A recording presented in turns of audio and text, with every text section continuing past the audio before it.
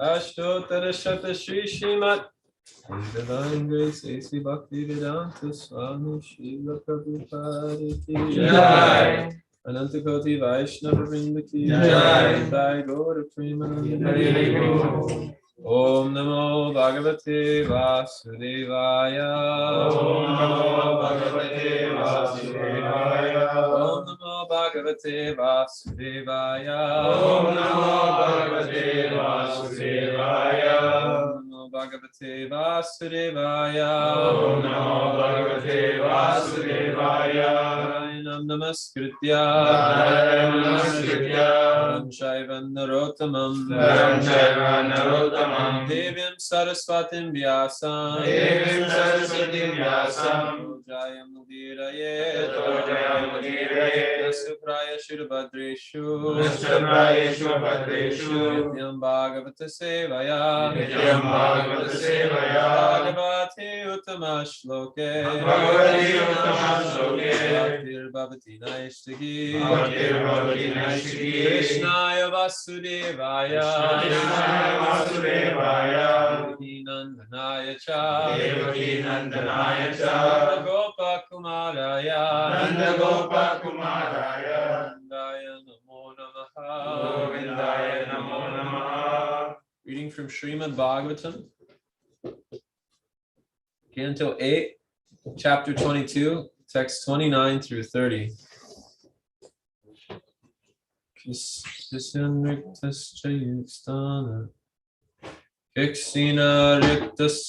kṣīṇa-rikthaś. Jimmy, can you help me with the meter of this? What's the verse one more time? 8, 22, 29 through 30. 8, 22, 29 through 30. I think it's just standard Bhagavad Gita, but I can't tell the way it's composed. Okay. Kṣīṇa-rikthaś sthānāt kṣipto baddhaś śatrubhiḥ jñātibhiś parityakto yātanām anuyāpitaḥ. Okay, I'm just going to go with this. Kṣīṇa-rikthaś sthānāt sthānāt. There's 9 syllables, so it'd be like asehatato palabhyate kṣīṇa-rikthaś sthānāt. Kṣīṇa-rikthaś sthānāt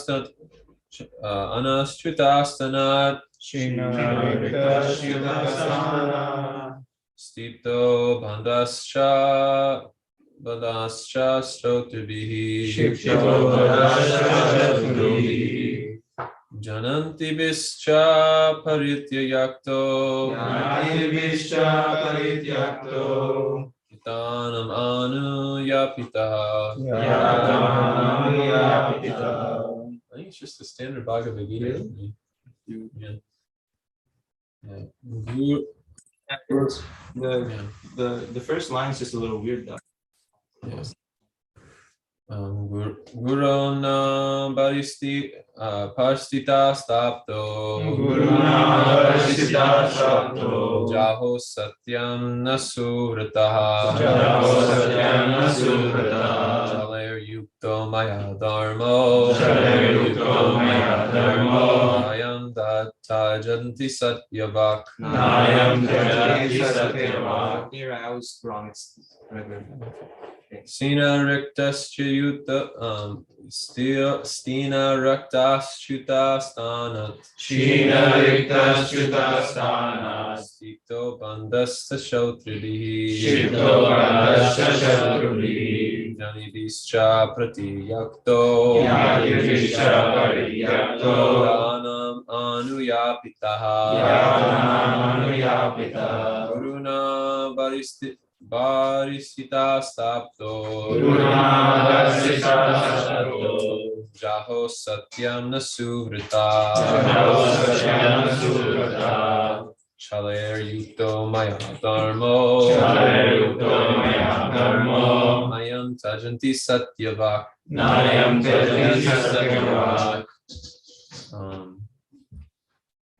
kṣīṇa-rikthaś, although bereft of all riches, cyutaḥ, fallen, sthānāt, from his superior position, baddhaś, forcibly thrown away, baddhaś, and forcibly bound, śatrubhiḥ, by his enemies, jñātibhiś, and by his family members or relatives,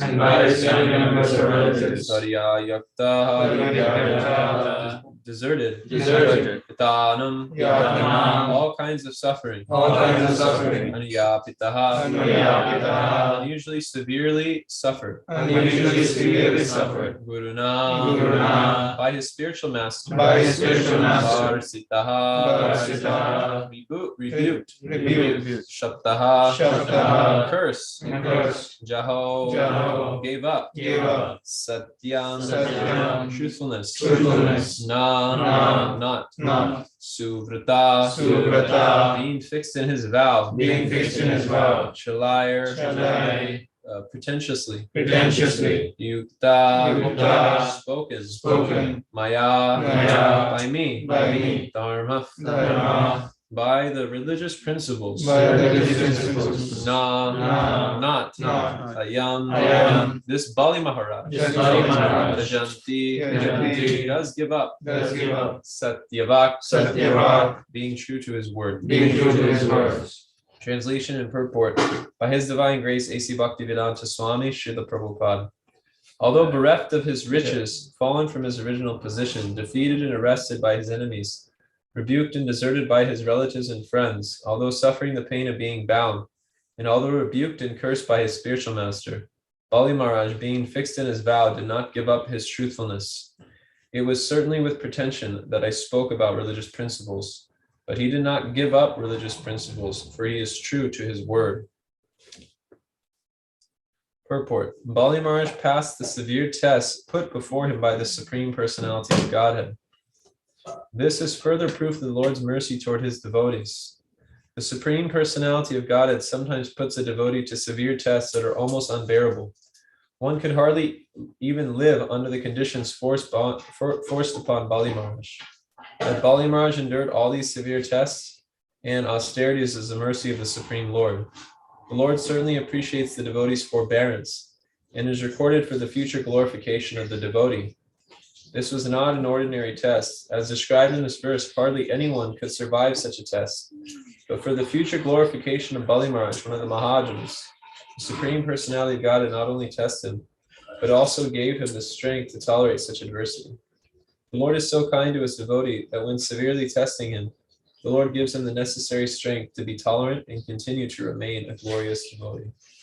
Om Ajnanatimidandasya Jnananjana Shalakaya Chakshurunmilitam Yena Tasmai Shri Gurave Namaha Shri Chaitanya Manobhishtam Sthapitam Yena Bhutale Swayam Rupa Kadamayam Dati Swapadantikam Vandeham Shri Guru Shri Yudapanakamalam Shri Gurun Vaishnavanscha Shri Rupam Sagrajatam Sagana Raghunatham Tam Sajivam Sadvaitam Savadutam Parijana Sahitam Krishna Chaitanya Devam Shri Radha Krishna Pada Sagana Lalita Shri Vishakhanvitamscha Namahom Vishnu Padaya Krishna Prishtaya Bhutale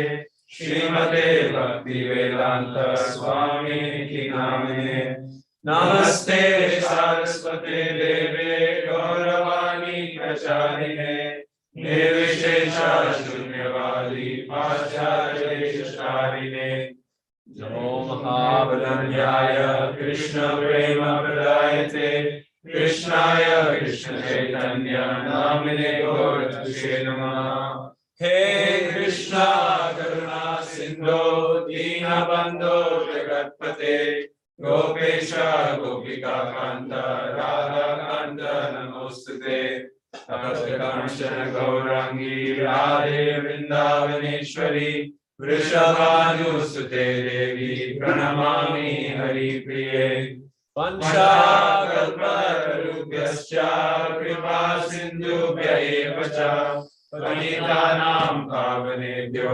Vaishnavebhyo Namo Namaha Jaya Shri Krishna Chaitanya Prabhu Nityananda Shri Advaita Gadadhara Shivasadi Gaura Bhakta Vrinda Hare Krishna Krishna Krishna Hare Hare Hare Rama Rama Rama Hare Hare Hare Krishna Krishna Krishna Hare Hare Hare Rama Rama Rama Hare Hare Durgame Patiminantasya Sakalat Paragater Mohor Swakripa Yasidanena Santa Sampavalambanam.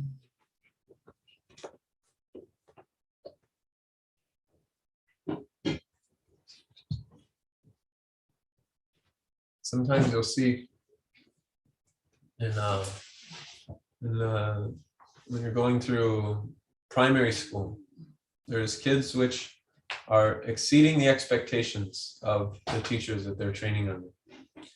And so sometimes in order to bring them from one grade level to 4 grade levels above where they're at, they'll do a competency exam, right? There's this devotee, Radhika Raman Prabhu. He graduated from high school at the age of 14 years old.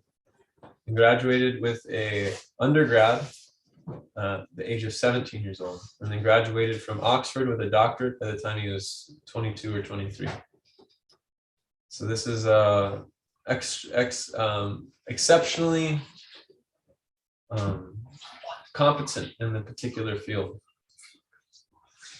So in the same way, sometimes the Lord, as we see in the case of Bali Mahārāja, will put tests to his devotees in order to bring them from one standard of devotion to another standard of devotion exceptionally quickly, or to give them empowerment, which is beyond their capacity with where they're at currently.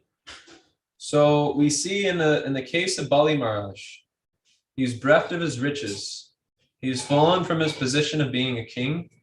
He was defeated and wrested by his enemies, rebuked and deserted by his relatives and friends. And although and then also was suffering the pain of being bound by Vamanadev. And then simultaneously, his spiritual master had rebuked him and then simultaneously cursed him. So he has 6 obstacles, 6 tests that the Lord is putting him through. And we see that in the example of Bali Mahārāja, he doesn't succumb to these challenges. He could easily just adjust himself in such a way that he could follow the instruction of his spiritual master. He could have easily adjusted himself in such a way where he wouldn't have been put in this position.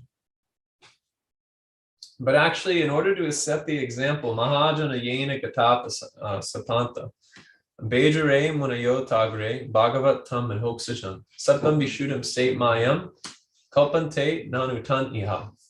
That in order to set the path for people in the future, the great souls have walked a path of devotion, of worshiping the Supreme Personality of Godhead.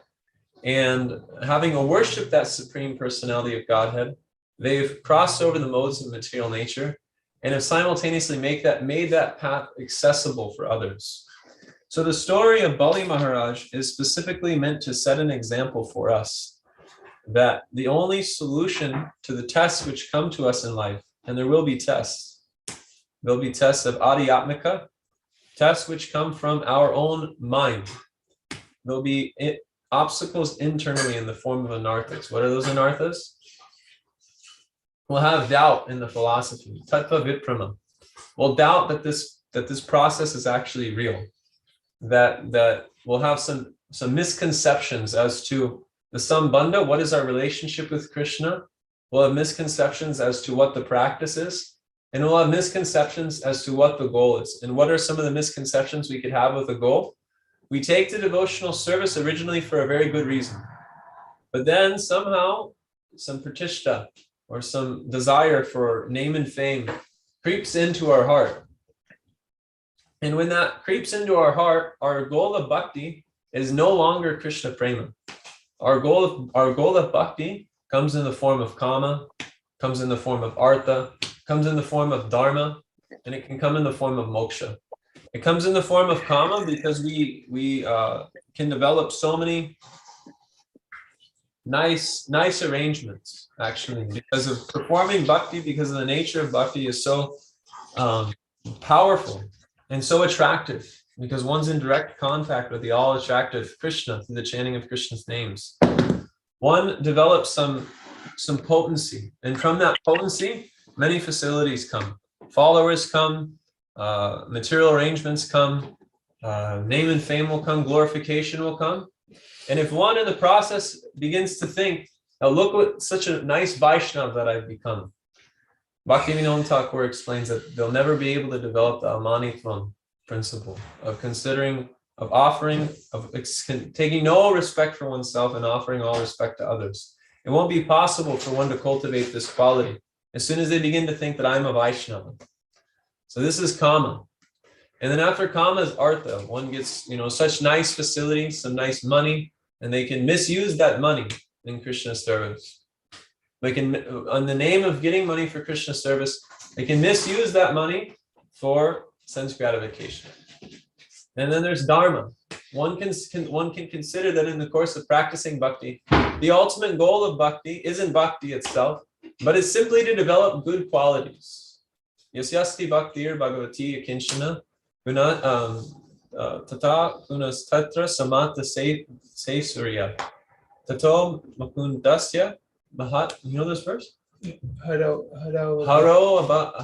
pata bhaktas mahat tatad madgunan. Can you finish? Manoratena shanti davato bhai. We think that instead of just the primary consideration of bhakti is to surrender 100% in the service of the Lord, Atmani Vedana. We think that actually the goal of bhakti is to develop some nice qualities, to be humble, or to be pride, or to be seen as a very tolerant person. It's not that these qualities aren't favorable to bhakti. They are favorable to bhakti. They have to be there in order for bhakti to be cultivated. But the thing is that we become more concerned with being seen as a good person than is executing the will of the Lord. And so that obstructs the preaching mission. Because in order to preach Krishna consciousness, one has to be willing to take risks. And taking risks means that in the face of the mundane world, you have to go beyond people's raga and dvesha. You have to go beyond what is attractive for people, and you have to go beyond what is opposed to people. One has to be transcendental. One has to be free from any conception of name or fame, or praise or dishonor.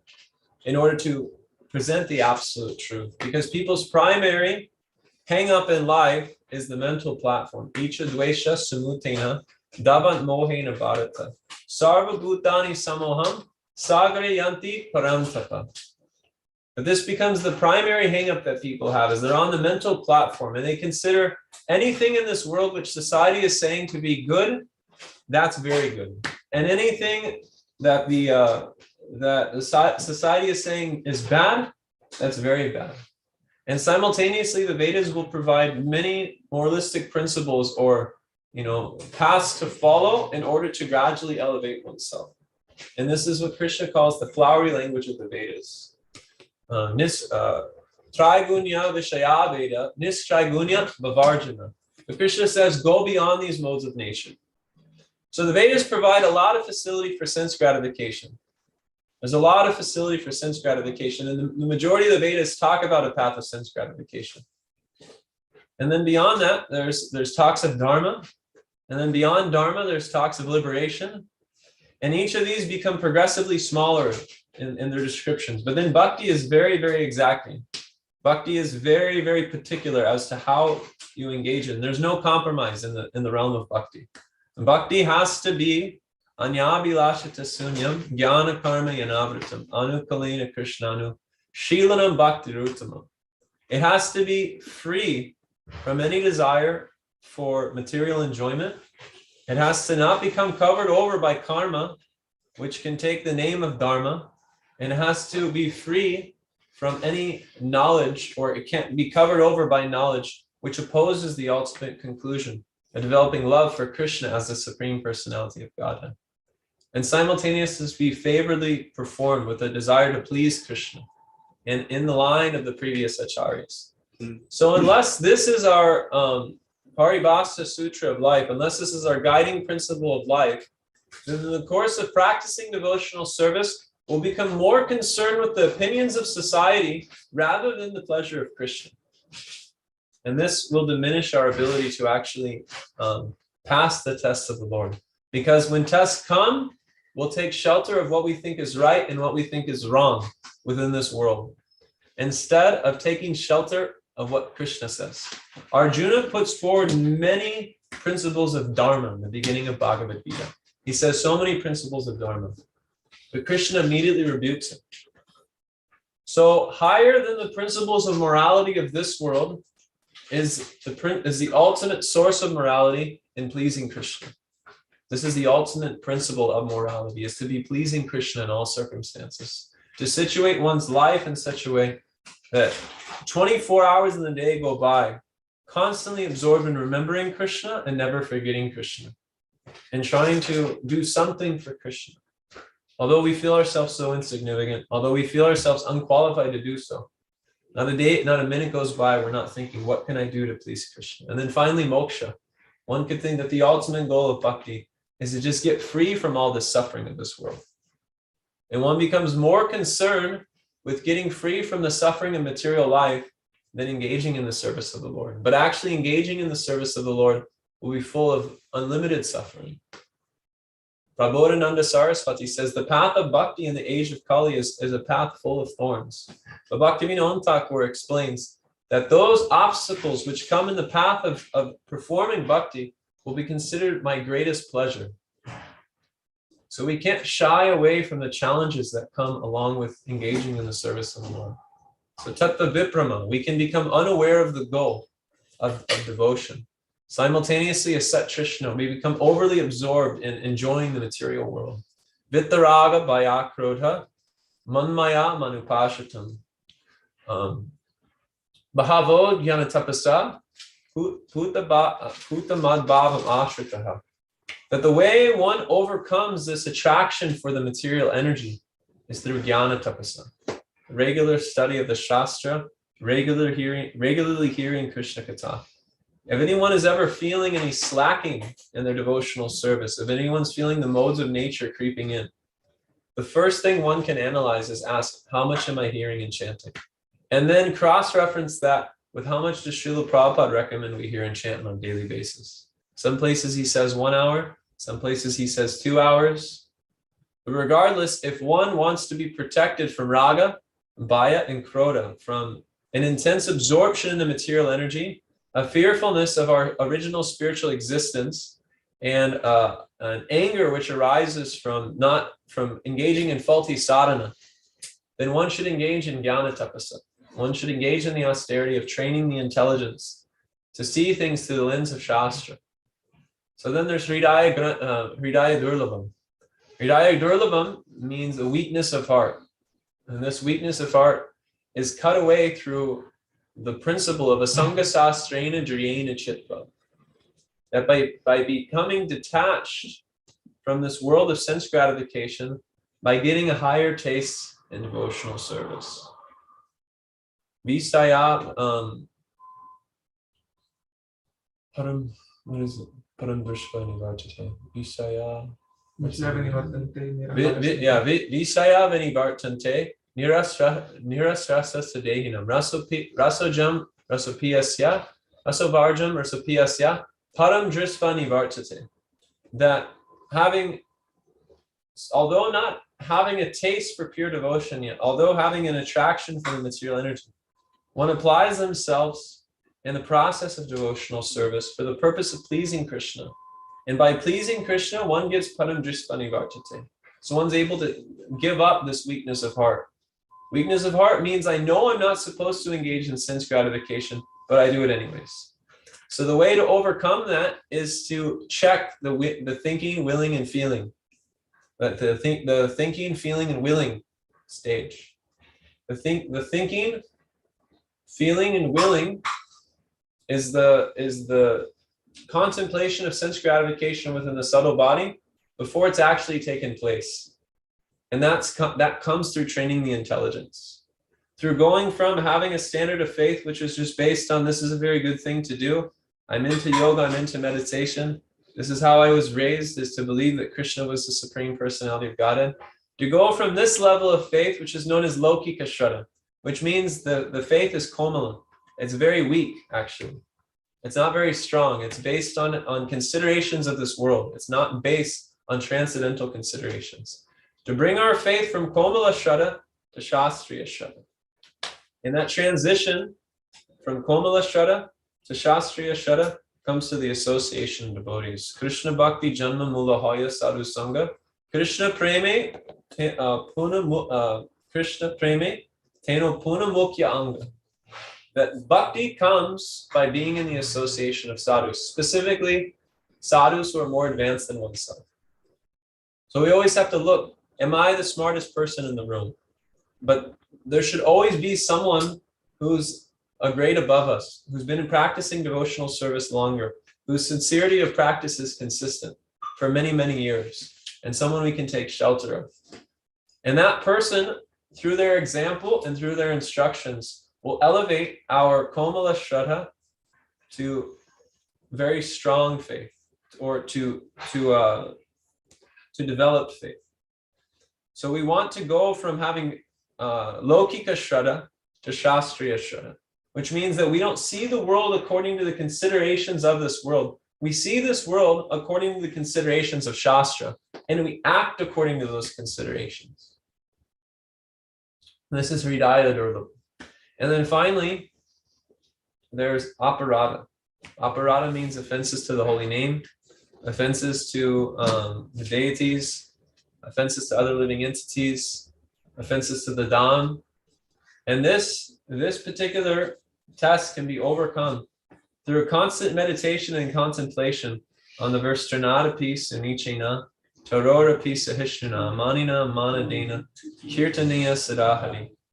Constantly contemplating this within our heart, wearing it around our neck, like a tulsi mala, like what do they call it? Kanti, like a kanti mala, wearing it around your neck like a kanti mala. Constantly wearing it for constant remembrance, and then also going on chanting the holy names of Krishna. If one isn't cultivating this principle of jñātibhiś sunicena, then there actually won't be able to take shelter of the holy name, because these are the prerequisites for taking shelter of the holy name. So one may be chanting, but it's actually just alphabet. It's not actually chanting. It's nama parad, or namabhas at best. But if one is applying the jñātibhiś principle, then they can have faith that provided that they're studying the Shastra, serving the mission of Sri Chaitanya Mahaprabhu, and trying to assist the Vaishnavas in the mission of Sri Chaitanya Mahaprabhu, and having cooperative relationships within that mission, then they can trust that their chanting will not be on the level of namaparad. They can trust that if they're trying to chant attentively, their chanting will be known as Surya Namavas, which is they're getting a glimpse of the pure name. The clouds are still there, but a ray of the name is coming through, and that's softening the heart. And that softening of the heart will allow these qualities to develop more. But we have to make our effort to cultivate them simultaneously. And they're specifically cultivated through constant contemplation on the instruction of the spiritual master. Bhaktisiddhanta Saraswati says that to be lower than a blade of grass is to consider oneself a particle of dust at the feet of the spiritual master.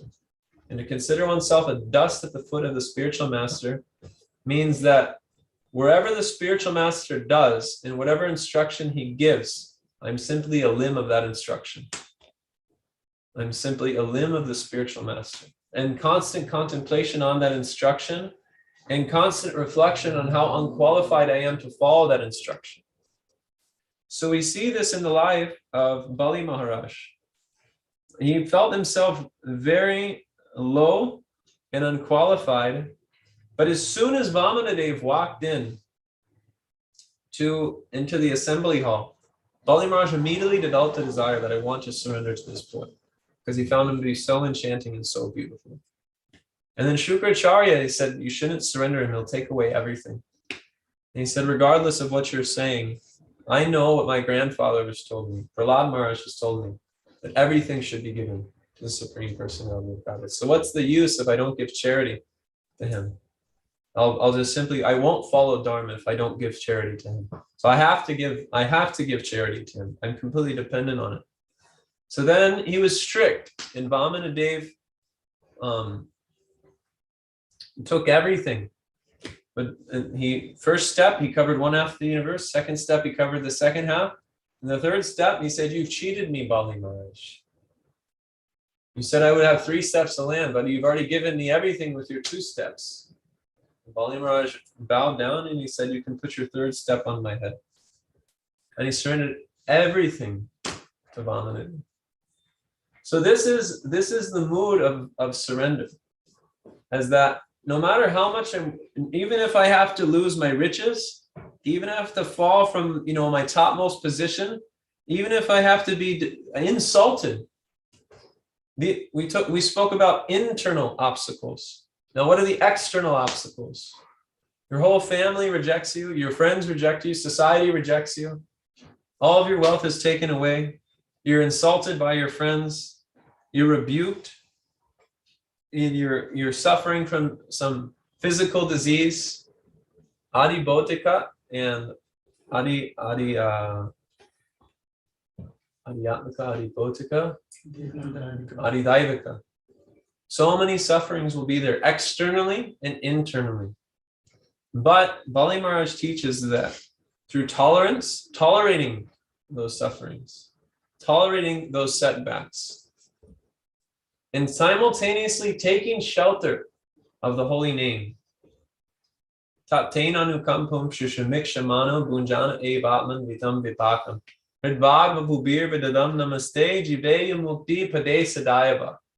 By taking shelter of the Lord in those moments, taking shelter of the Lord in those tests, will give one the ability to pass the test. And the passing of the test means that one goes from a position of being completely unqualified to becoming glorified as much as Bali Mahārāja did.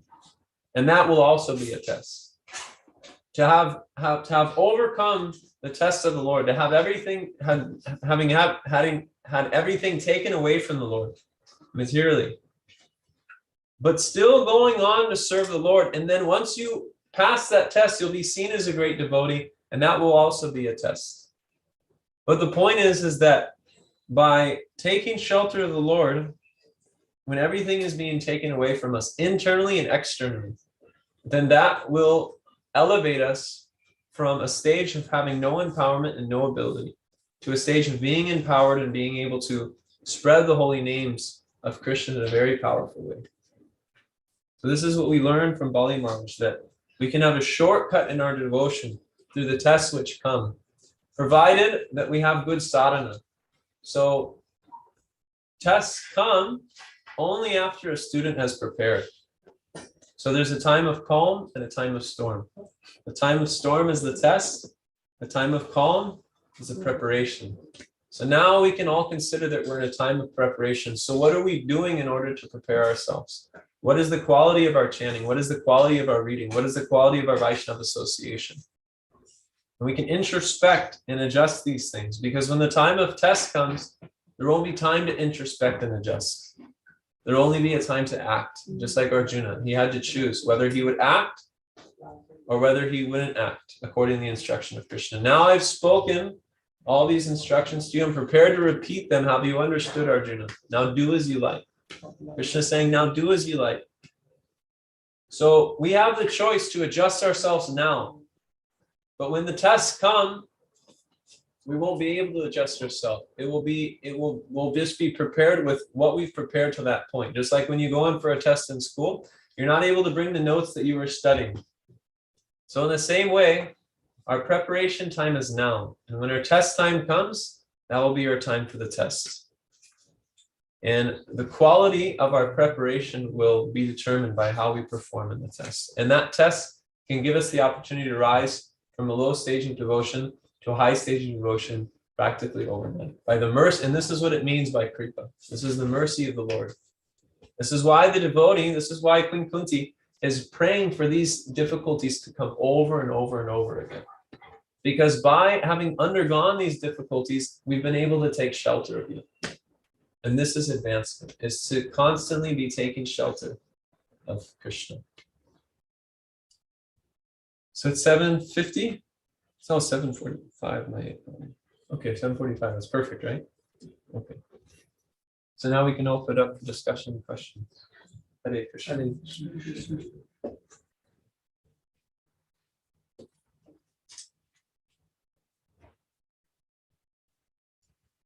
You talked about quality of the preparation, and also you talked about Prabhupada many times talking about like reading books in a different, varied amounts.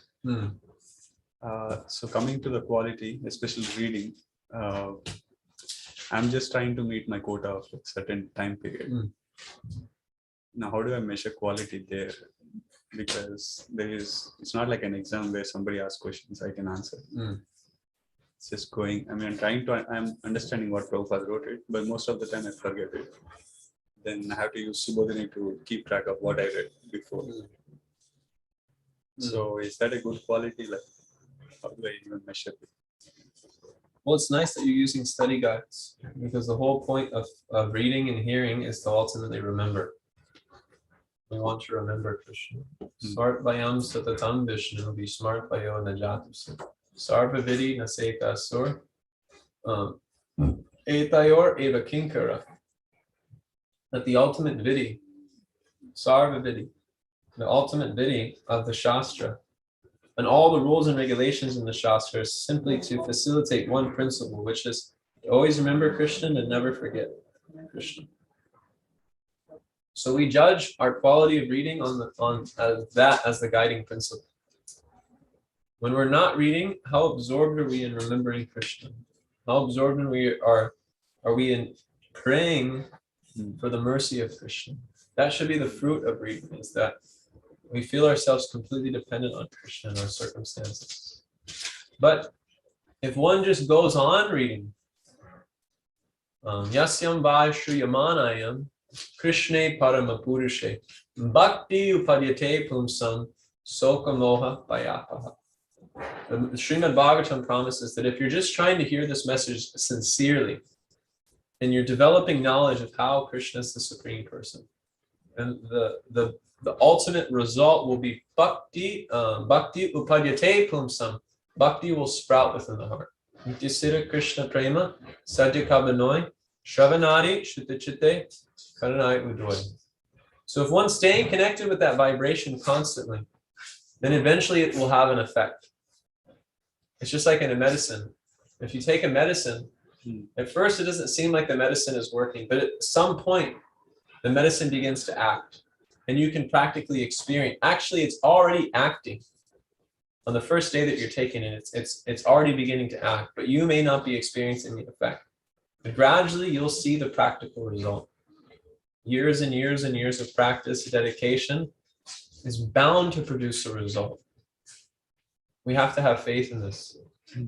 We should always maintain great hope in the mercy of Krishna. Krishna's mercy is very great. Krishna's mercy is very wonderful. And that we're only on the path of pure devotion due to his devotees.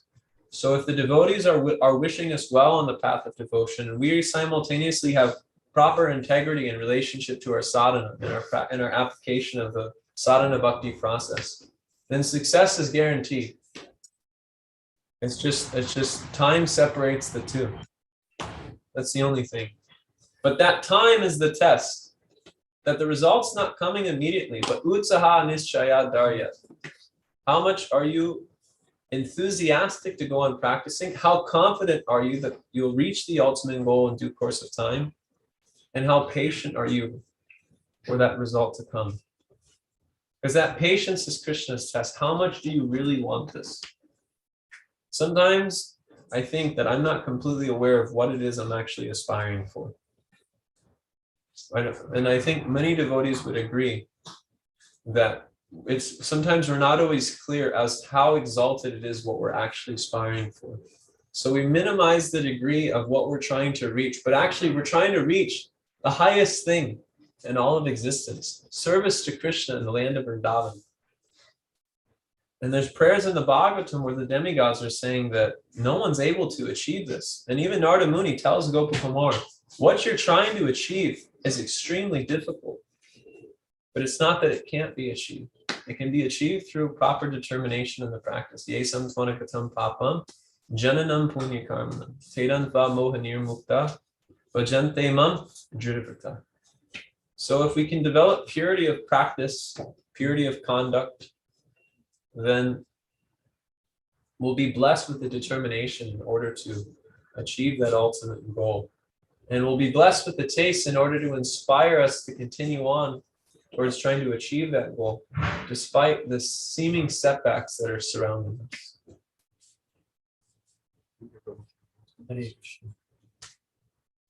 Hare Krishna, Guru. I really like how you connected dharma, artha, kama, moksha as the different obstacles on the path of bhakti. So, and how you gave the example of dharma. Ordinary dharma is to develop good quality. So when I started Krishna consciousness, that was one of the reasons, because there are so many good things, morally nice things that would make me like a very conscious person about very spiritual and very honest, all those good qualities that it's one of the anartha if it doesn't help me in serving Krishna. So it's so refined.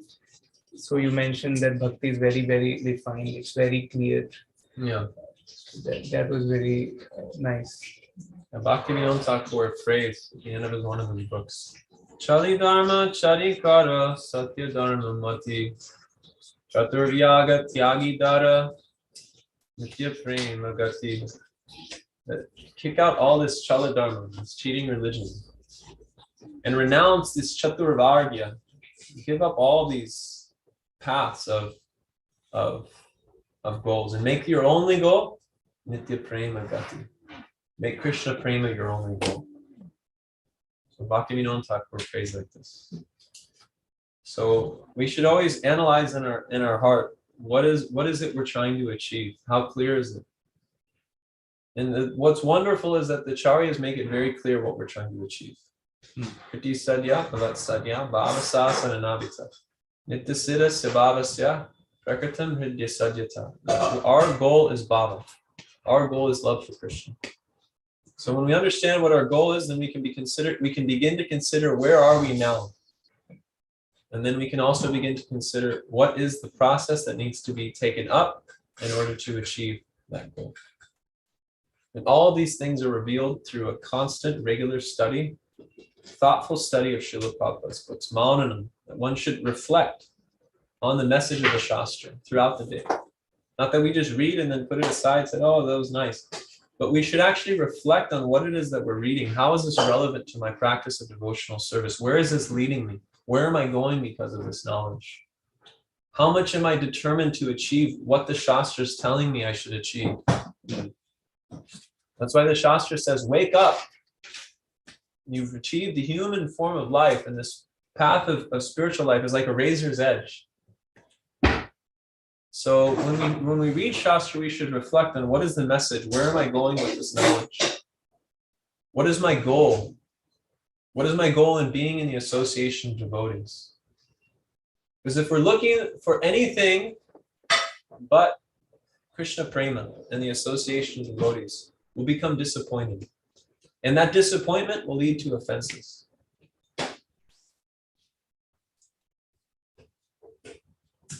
Thank you for this great class. One thing I was wondering is in Bhagavad Gita, Krishna says, one who restrains the senses of action but whose mind dwells on sense objects certainly deludes himself and is called a pretender.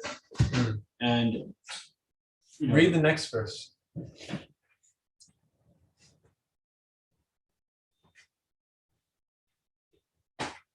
On the other hand, if a sincere person tries to control the active senses, but the mind begins karma yoga in Krishna consciousness without attachment, he is by far superior.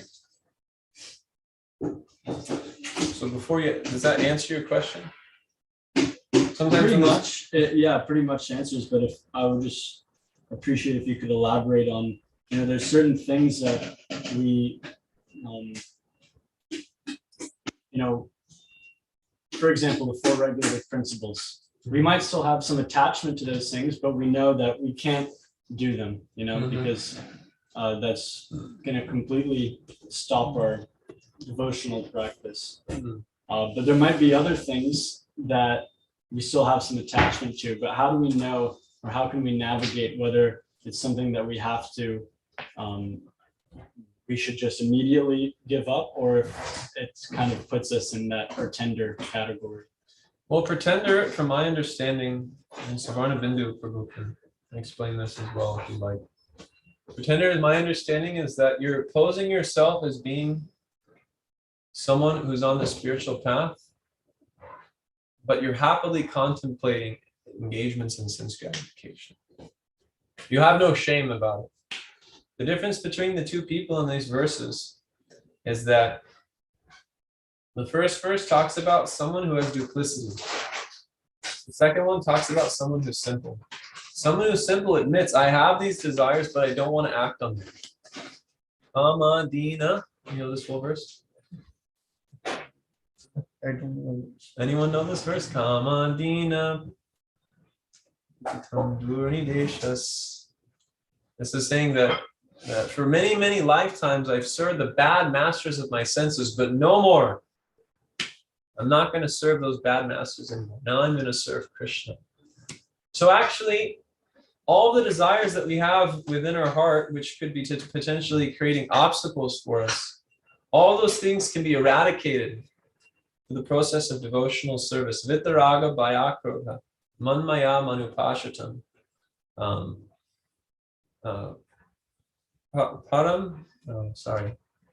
Bhavo jñātibhiś, param bhavam ashrita. Kutamad bhavam ashrita. That by developing love for Krishna, through becoming aware of the process of devotional service, jñātibhiś for Gaudiya Vaishnavas means understanding sambandha, applying abhideya, and aspiring for prayojan. So if we have a full-scale understanding of these things, then we'll have sufficient inspiration to want to overcome those desires and apply the process of abhideya in such a way that tata rajas tamo bhava kama loba dayasche chetan adir anarudvam stipam satve prasiddhiti, that all of these lower modes of nature can be eradicated very quickly through the full engagement in devotional service. And the attitude of devotee can be non-cooperation with material desires. Instead of being duplicitous with Krishna, which has been our MO, our mode of operandi, since time immemorial within the material world, we can become duplicitous with the material energy, that I'm no longer going to compromise with these material desires. When material desires come, say, oh yeah, I'll deal with it later. But just go on serving Krishna. Go on serving Krishna. Retrain the mind to be absorbed in Krishna. And Krishna explains that although this is difficult, because these desires are only taking place within the jurisdiction of the mind. That's Maya's primary battlefield for the living entity is the mind. Prabhupada explains this in the Krishna book. Maya's primary domain is within the mind. So how does one control the mind? Asamsayam mahabhavano manudurni graham chalam abhasyena takonteya vairagena chagriyate. One has to control the mind by practice, and one has to control the mind by detachment, which means that we can't be so bewildered by material desires. We have to step back and say, what do I need? What is the value here? How is this going to help me advance spiritually? Do I need to act on this? Likely, no, because it's just the temptations of the mind. That's Maya's duty, is to send forth temptations. And how does one develop strength to have that vairagya? Abhasyena, through practice. And Prabhupada explains in this purport to that practice means hearing Krishna Katha, developing a taste for hearing about Krishna. Because once the mind develops a taste for hearing about Krishna, it's actually in a neutral position. But when it's filled with garbage in, garbage out. When you fill it up with garbage, then the mind will contemplate garbage. But if you fill it up with wonderful things, then just as you have an ink bottle and you pour water in the ink bottle, at first they'll still look like there's ink, but as time goes on, the ink bottle will be completely cleared of all ink, and all that will be left is water.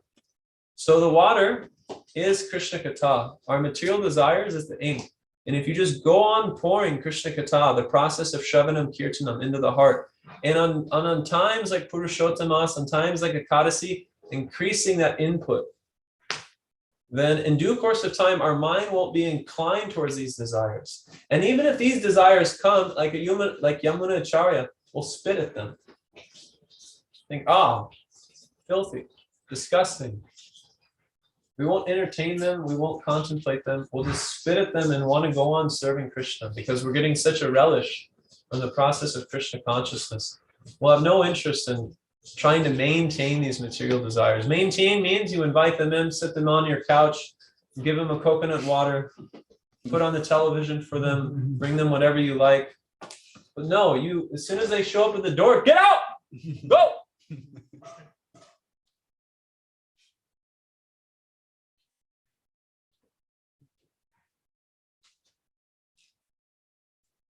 Prabhupada says in the Srimad Bhagavatam that the mind is a non-devotee. So we should always remember that we're living with a non-devotee. We're living with asat sangha. So the way you overcome that asat sangha is by associating with the devotees, which means studying the Shastra, being in devotee association, discussing Shastra, chanting the holy names, and serving the mission of Sri Chaitanya Mahaprabhu. Chaitanya Mahaprabhu and Lord Nityananda will chase out those jaga and baddhaś from our heart.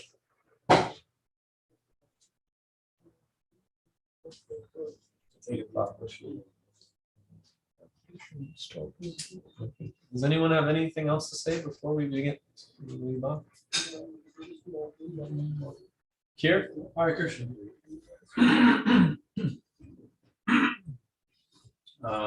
It's a quick question. You can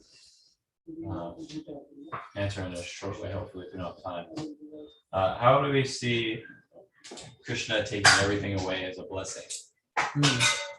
Because Krishna's name is Hari. So if he's taking things away from us, that means he's in the process of giving us something.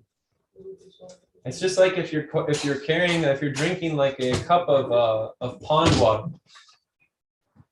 and you're so attached. I have to have my pond water. I have to keep my pond water. That's what all of our material desires are like. Mahaprabhu says that that material life is like a ditch in which people pass stool. So we're carrying around the stool ditch pond water cup. And we're relishing, oh, such nice pond water is there. So tasty, such tasty pond water. We're going on drinking. And Krishna comes and says, my God, what are you doing? You're my eternal servant. You're supposed to be serving me, being so happy, hearing and chanting, being with the devotees. But then when a book distributor tries to stop us, we say, I'm good. Because I got my pond water. So Krishna, in order to help us give up this pond water, takes it away from us. And then what he does is, now that our hands are empty, he gives us the tasty drink of Krishna Prema. Raghunath Das Goswami has this verse where he says, I take the names of Krishna, I take the names of Srimati Radharani, and I mix them into a cool beverage and I drink it. The Sadhu Sangha t-shirt, they had this verse, and they have the picture. Yeah. So he's trying to give us that drink, that elixir of the holy name, and fill us up with that drink. So by taking away that pond water cup, he gives us a cup full of this tasty juice of the holy name, Prema Phala. So this is how it's a blessing, because Krishna will only take away the things which are holding us back. Just like if you're so attached to the pond water, you can't accept the cup of mango lassi. So you have to drop the pond water in order to accept the mango lassi. So if we're not willing to give it up, then Krishna will remove it from our hands. As Prabhupada says that anyone who's begun the path of devotional service will be forcibly dragged till the end. So that's a great hope for us. Mm-hmm. We've already started chanting Hare Krishna, so the ropes are tied on our feet. It's just a time before we get pulled along the path. Hare Krishna. Okay, everyone has many duties to do, so I don't want to hold anyone up. Thank you all very much for having us. We'll be here till Sunday morning. We wanted to stay longer, but we have to go back for Syam Yatra in Los Angeles. We look forward to all your association.